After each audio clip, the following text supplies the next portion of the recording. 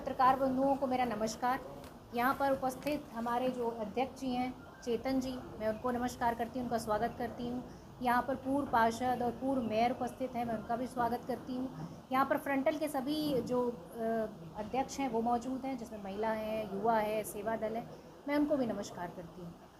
आज हम यहाँ महाराष्ट्र की धरती पर हैं और महाराष्ट्र की धरती वीरों की धरती है।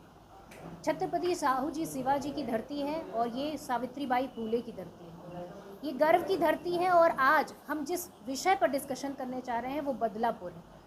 ये मानवता को तो शर्मसार करता ही है। साथ में हम एक सवाल पूछते हैं एकनाथ शिंदे जी जो यहाँ के सीएम हैं उनसे कि क्या उनके क्षेत्र में जो उनका निर्वाचन क्षेत्र है वहाँ से एक 4 साल की बच्ची क्या अपने स्कूल के अंदर भी सुरक्षित नहीं है।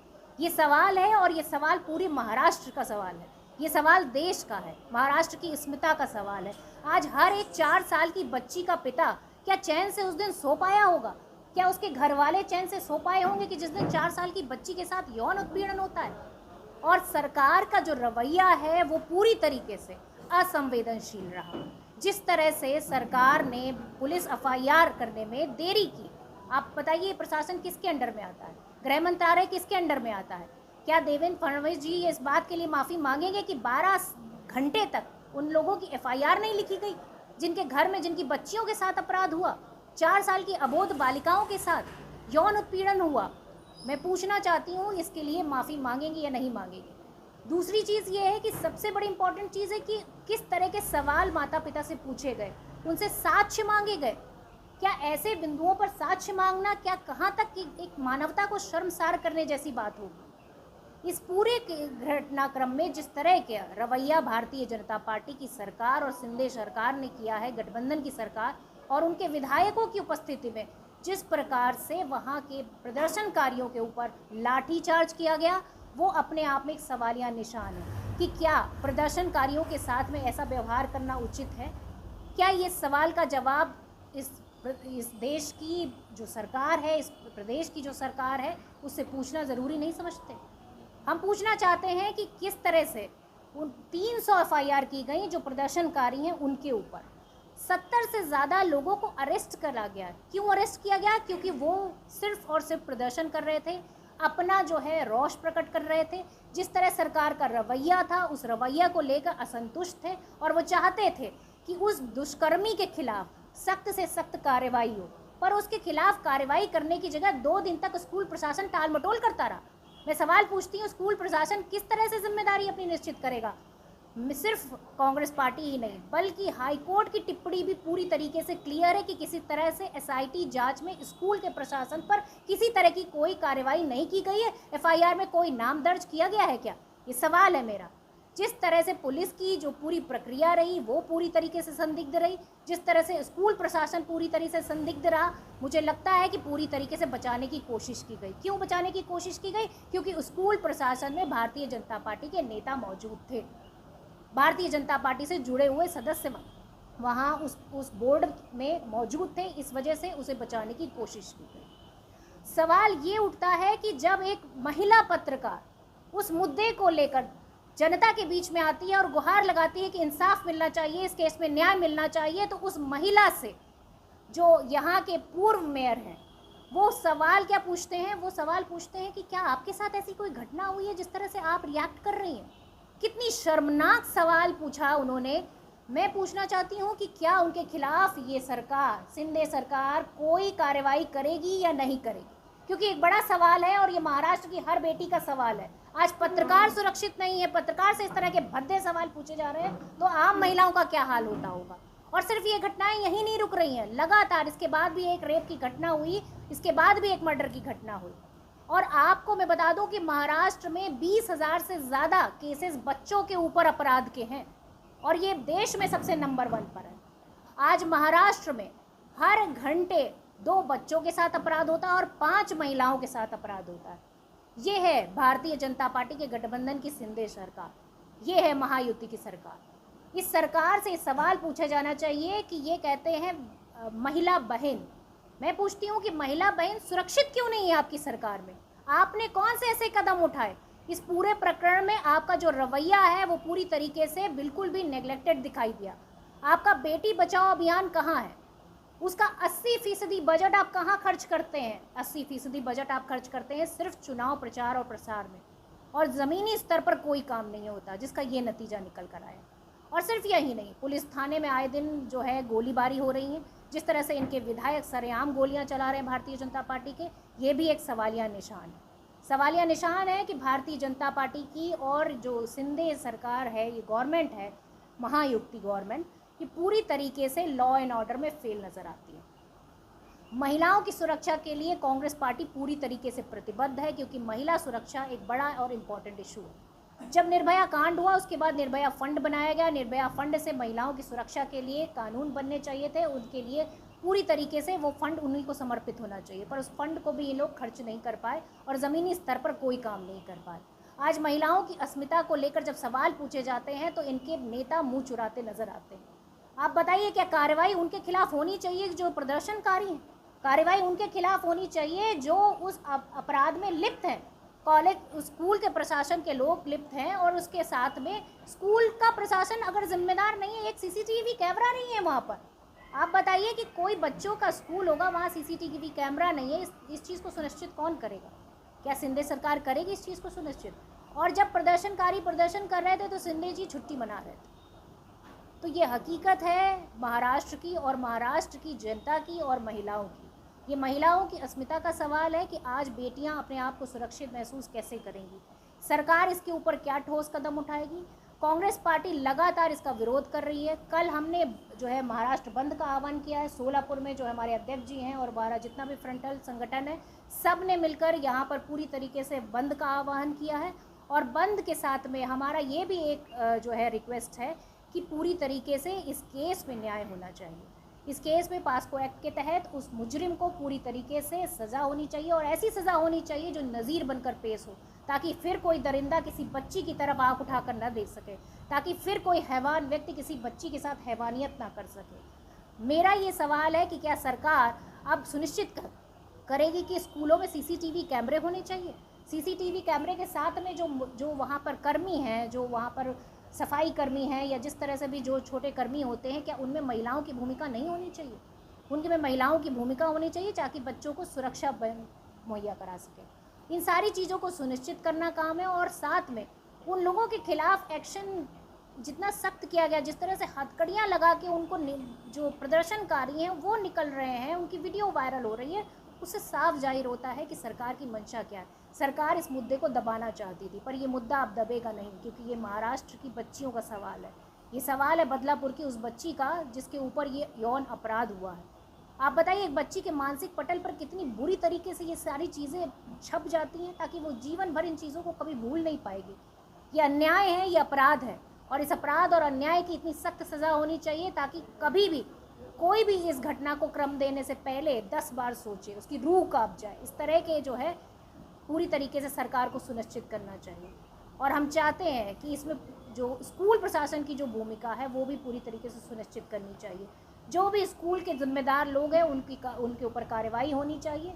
स्कूल पर अभी तक किसी तरह की कोई कार्रवाई ना होना, ये अपने आप में साबित करता है कि किस तरह से भारतीय जनता पार्टी अपने लोगों को बचाने का काम कर रही है। तो इस पूरे केस से निकलकर यही आता है कि आज महिलाओं की स्थिति, चाहे वो देश हो चाहे वो महाराष्ट्र हो, हर जगह पूरी तरीके से नेग्लेक्ट की जा रही है।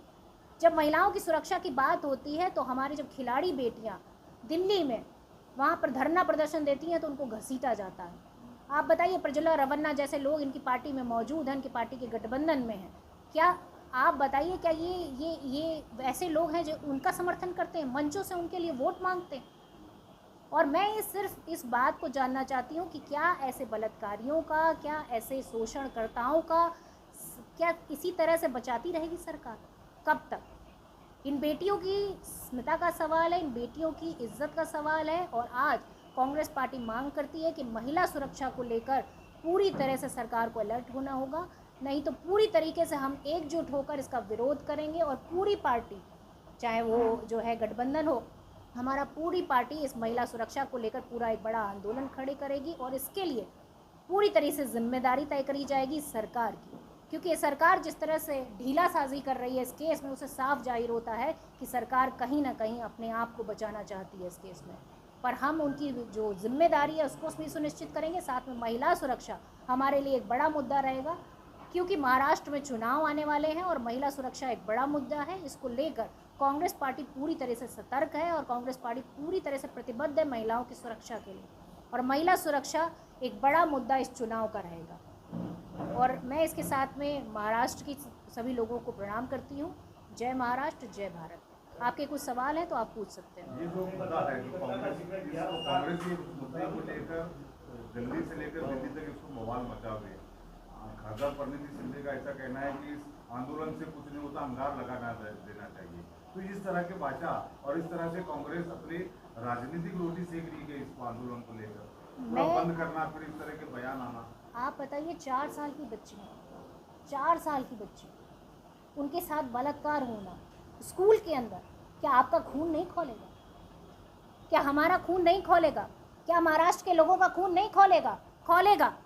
और जवाब मांगा जाएगा जब प्रशासन उसको, अपराधी को बचाएगा, 4 दिन के बाद अरेस्टिंग करेगा उसकी। किसका खून नहीं खोलेगा आप बताइए? हर 4 साल की बच्ची जिसके घर में है या उससे छोटी बच्ची है या नाबालिग बच्ची जिसके घर में है, वो चैन से नहीं सो पाएगा। ये अपराध है।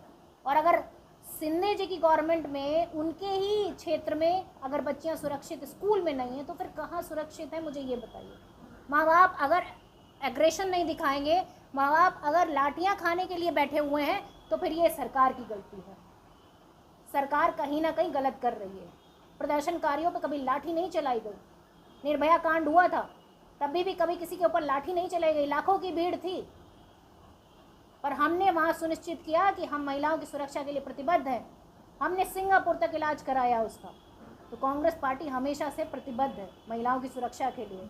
और एक महिला होने के नाते प्रीति जी ने जो भी महसूस किया होगा, मुझे लगता है कि इतनी वेदना होगी उनके अंदर जो इस तरह की उन्होंने बात करी। और ये वाकई में अगर आप अपने ऊपर रख के देखेंगे तो आपको पता चल जाएगा कि जिसके घर में बच्चियां हैं उसको ऐसी ही फीलिंग आएगी।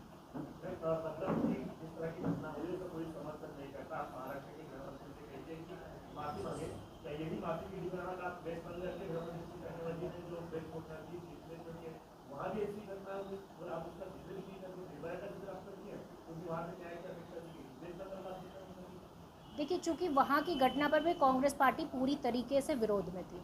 वहाँ की पुलिस प्रशासन और वहाँ की जो सरकार है उसको पूरी तरह से कटघरे में खड़ा किया गया।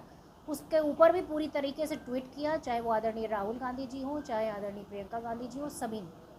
वहाँ के लोकल पूरे एडमिनिस्ट्रेशन ने, जिस तरह से कांग्रेस पार्टी का जो भी वहाँ नेता है, सब ने विरोध प्रदर्शन किया। बिल्कुल हम उनको कटघरे में खड़ा करते हैं। महिला कहीं बटी हुई नहीं है। अगर महिलाओं पर अपराध होगा, चाहे वो मणिपुर हो, चाहे वो कलकत्ता हो, चाहे वो उत्तर प्रदेश हो, हर महिला के साथ हम खड़े होंगे। हाथरस की घटना हो, चाहे चिन्मयानंद की घटना हो, चाहे कुलदीप सिंह सेंगर की घटना हो, चाहे प्रजुल्ला रमन्ना हो, और चाहे कलकत्ता की घटना हो, कोई भी घटना होगी हम चुप नहीं बैठेंगे। हर महिला, हर बेटी की सुरक्षा कांग्रेस पार्टी की जिम्मेदारी है और कांग्रेस पार्टी इस जिम्मेदारी के लिए पूरी तरह से प्रतिबद्ध है। किसी तरह से पीछे नहीं हटेगी, कोई भी गवर्नमेंट हो। कोई ज़रूरी नहीं है कि ये हमारी गवर्नमेंट है, ये तुम्हारी गवर्नमेंट है। हम सबकी जिम्मेदारी सुनिश्चित करेंगे और सबको करना पड़ेगा महिलाओं की सुरक्षा की जिम्मेदारी सुनिश्चित। हर एक व्यक्ति को, चाहे वो महाराष्ट्र के लोग हों, चाहे वो कलकत्ता के लोग हों, चाहे वो जो है पूरे देश के लोग हों। जिस तरीके से बदलापुर के घटना के बारे में रास्ते पे कांग्रेस उतर रही है महाराष्ट्र की, लेकिन अब तक कलकत्ता में जो घटना घटी है इसके बारे में अब तक कांग्रेस का कोई भी आंदोलन महाराष्ट्र में होता हुआ नजर नहीं आ रहा। देखिए, मुझे लगता है कि ऑलरेडी सीबीआई की जांच चल रही है, सीबीआई की जांच चल रही है और वहाँ पर खुद जनता वहाँ पर खड़ी हुई है। जनता वहाँ पर विरोध प्रदर्शन कर रही है और कांग्रेस पार्टी भी वहाँ पर लगातार प्रदर्शन कर रही है। मैं आपको बता दूँ, कांग्रेस पार्टी पीछे नहीं है उस प्रदर्शन में। वहाँ न्याय मिलना चाहिए और न्याय की उम्मीद की जा रही है। सीबीआई के अंडर में केस चल रहा है और कांग्रेस पार्टी पूरी तरीके से उस पर भी नज़र बनाए हुई है। कहीं भी कोई ऐसा ना सोचे जाए कि किसी को भी बख्शा जाएगा। अगर महिला अपराध होगा तो जिम्मेदारी सुनिश्चित होगी, चाहे वो ममता बनर्जी जी हों, चाहे यहाँ पर एकनाथ शिंदे जी हों, सबकी जिम्मेदारी सुनिश्चित करनी पड़ेगी। क्योंकि ये सवाल आपके मेरे घर के बच्चों का सवाल है, ये सवाल इस देश की बेटियों का सवाल है, ये सवाल महाराष्ट्र और कलकत्ता का सवाल नहीं है साहब। ये सवाल उन बच्चियों का है जो देश की बच्चियां हैं। अगर मणिपुर पे कोई चुप्पी साध लेगा तो तो उससे भी सवाल पूछा जाएगा। हाथरस की घटना से लेकर प्रियंका गांधी और राहुल गांधी ने हाथरस को गए देखा, बदलापुर में राहुल गांधी और प्रियंका गांधी आने वाले हैं, उनके घर पर पहुंचने के लिए परिवार पीड़ित परिवार के पास। देखिए, सवाल ये है कि क्या भारतीय जनता पार्टी न्याय देने में पूरी तरीके से फेल हो गई है? अगर वो फेल हो गई है तो वो बताए, तो फिर राहुल गांधी जी, प्रियंका गांधी जी पूरी तरीके से अपनी कुर्सी छोड़ें वहाँ पर, हम न्याय देंगे उनको। वो आने वाले के पीड़ित की तरफ जैसा हाथरस में दे जाते हैं। मैं ये पूछना चाहती हूँ कि न्याय मिलेगा कि नहीं मिलेगा। अगर लगता है कि राहुल गांधी जी जब तक नहीं आएंगे तब तक न्याय नहीं मिलेगा, तो राहुल गांधी जी को ही दे देना कुर्सी, छोड़ दें सिंधे जी कुर्सी अपनी। ये सवाल तो सिंधे जी से पूछना पड़ेगा ना। एकनाथ शिंदे जी जो यहाँ के सीएम है, अगर वो न्याय नहीं दे पा रहे हैं या इंतजार कर रहे हैं कि राहुल गांधी जी आए या प्रियंका गांधी जी आए तब वो न्याय देंगे, तो मुझे लगता है कि उनके लिए शर्म की बात है। और अगर न्याय नहीं मिलेगा तो यहाँ पर भी आएंगे, आदरणीय राहुल गांधी जी भी आएंगे, आदरणीय प्रियंका गांधी जी भी आएंगी, और यहाँ की जो सांसद हैं परिणीति जी, वो भी पूरी तरीके से इस मुद्दे को मुखर होकर उठा रही हैं। यूपी से बिलोंग करती है, यूपी में जब ऐसी घटनाएं होती है तो वहाँ के चीफ मिनिस्टर को पहचाना जाता है अपनी बुलडोजर कार्रवाई के बारे में। वो किसी बड़ा तरीका है, बहुत अच्छा सवाल आपने पूछा है, बहुत अच्छा सवाल आपने पूछा है। मैं उसका जवाब देती हूँ कि आप बताइए, ब्रजभूषण कहाँ से बिलोंग करता है? उत्तर प्रदेश से। बुलडोज़र चला क्या? आप बताइए, जो है ये कुलदीप सिंह सेंगर कहाँ से बिलोंग करता है? बुलडोज़र चला क्या? चिन्मयानंद कहाँ से बिलोंग करता है? बुलडोज़र चला क्या? वो आईटी बीएचयू की छात्रा जिसके ऊपर इनके कार्यकर्ताओं ने बलात्कार किया और 2 महीने तक फरार रहे, 2 महीने तक उन्होंने सिर्फ और सिर्फ प्रचार किया मध्य प्रदेश में जाकर, उनके घर पर बुलडोज़र चला? राम दुलारे गौर इनके विधायक हैं, सज़ा काट रहे हैं, बुलडोज़र चला क्या? नहीं चला ना बुलडोज़र। तो बुलडोज़र सिलेक्टिव है, और भारतीय जनता पार्टी का ये दोहरा चरित्र है जो साफ साफ देखने को मिलता है। मैं पूछना चाहती हूँ कि भारतीय जनता पार्टी अपनी पार्टी के बलात्कारियों को बचाती रहेगी, और जब दूसरी स्टेट में होगा तो जाकर मुंह खोल कर प्रेस कॉन्फ्रेंस करेगी? आज भारतीय जनता पार्टी और एकनाथ शिंदे जी के नेता मंत्री कहाँ हैं सारे? क्यों नहीं प्रेस कॉन्फ्रेंस करते हैं और बताते हैं कि हाँ, हम बेटियों के साथ खड़े हुए हैं, हम न्याय देंगे? 12-12 घंटे आप एफआईआर दर्ज करने में देर लगाएंगे और फिर उम्मीद करते हैं कि हम आपकी पूजा करेंगे। नहीं कर पाएंगे ना हम आपकी पूजा। जब लोग सड़कों पर आ जाते हैं तब जाकर कहीं सरकारें हिलती हैं। लोग सड़कों पर आ जाते हैं और लाठियां चलाते हैं आप उनके ऊपर। जिनको न्याय चाहिए उनको आप लाठियां भांजेंगे और उनकी आरती उतारेंगे। जो स्कूल प्रशासन के लोग हैं वहाँ बैठे रहेंगे, और बलात्कारी अरेस्ट होगा 5 से 6 दिन के 7 दिन के बाद, वो भी तब जब लोग सड़कों पर आ जाएंगे, तब लोग रेल रोक देंगे, तब। ये है हालत। उत्तर प्रदेश की तो बात ही मत करिए, वहाँ तो जाति और धर्म देखकर जो है बुलडोजर चलता है। उत्तर प्रदेश में सिर्फ 6 एमपी आए थे, जो कि बहुत बड़ा आंदोलन कांग्रेस ने किया था। एक सवाल ने कहा कि ये यहाँ पे राजनीति हो रही है, राजनीति की जा रही है, इस प्रकार आप उसकी निंदा करते हैं। देखिए, मुझे लगता है कि अगर बेटियों की सुरक्षा के लिए राजनीति करनी पड़े तो क्या बुरी है। हम राजनीति क्यों करते हैं? हम राजनीति किस लिए करते हैं, ये सवाल है। राजनीति तो हम इसीलिए करते हैं ना कि हम अपने बच्चों को, अपनी बच्चियों को सुरक्षित रख पाएँ, इस देश का विकास कर पाएँ। जब बच्चियां सुरक्षित स्कूल में नहीं होंगी तो वो क्या पढ़ेंगी और डॉक्टर कैसे बनेंगी? डॉक्टर बनने के बाद भी उनके ऊपर जो है इस तरह की केसेस हो रहे हैं। तो कहीं ना कहीं आवाज़ तो उठानी पड़ेगी ना, राजनीति तो करनी पड़ेगी ना। और अगर यही राजनीति, अगर आप इसको राजनीति करते हैं तो कांग्रेस पार्टी इस राजनीति को करने के लिए पूरी तरह से प्रतिबद्ध है, क्योंकि बच्चियों की सुरक्षा की अगर बात होगी तो आवाज़ उठाई जाएगी। और ये घटना, अगर मैं कहती हूँ कि अगर कांग्रेस के स्टेट में भी होती है तो भी वहाँ न्याय मिलना चाहिए, और न्याय ऐसा मिलना चाहिए लोग याद रखें। आने वाले विधानसभा के अंदर असलम शेख का ऐसा कहना है कि मुस्लिम समाज को कम से कम 20 सीट मिलना चाहिए, इसके ऊपर आपकी क्या राय है? देखिए, आने वाले जो चुनाव हैं उसके बारे में बाद में बात करेंगे, क्योंकि आज जो मुद्दा हमने रखा था वो काफ़ी सेंसिटिव मुद्दा था, बेटियों की सुरक्षा का मुद्दा था। दिल्ली से आए हो तो दिल्ली में जब असलम शेख दिल्ली को भी पहुंचकर बातचीत कर चुके हैं कि हमको महाराष्ट्र भर में 20 मुस्लिम सीट चाहिए, तो दिल्ली जाकर भी आए और आज 2 दिन से वो बाइट भी दे रहे हैं कि हमको आप भी दिल्ली से कनेक्ट करें। देखिए, मुझे लगता है कि ये पार्टी का आंतरिक मामला है। जो भी चाहे अपनी बात रख सकता है, कोई भी अपनी बात रख सकता है। बाकी ये पार्टी का डिसीज़न होगा, पार्टी का आला कमान डिसीज़न लेगी। लोकल जो लीडरशिप है वो डिसीज़न लेगी, सारे लोग मिलकर बैठ कर बात करेंगे। और अभी तो चुनाव की यात्रा शुरू होगी तो आपको धीरे धीरे खबरें मिलती रहेंगी। आभार मानला